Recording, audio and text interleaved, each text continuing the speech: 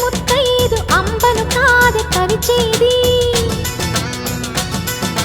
తన మదిలోని కలకలనన్ని అమ్మలకేగ తెలిపేది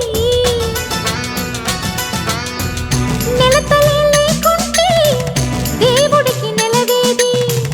భక్తులే రాకుంటే గుడికి ఇక వెలుగేది దయతోటి కుంకుమ పూలు అక్షింతలు మనమంతా ఇవ్వాలి తన తాళి నిలపాలి తాళి కాచి ముత్తైదా ఎల్ల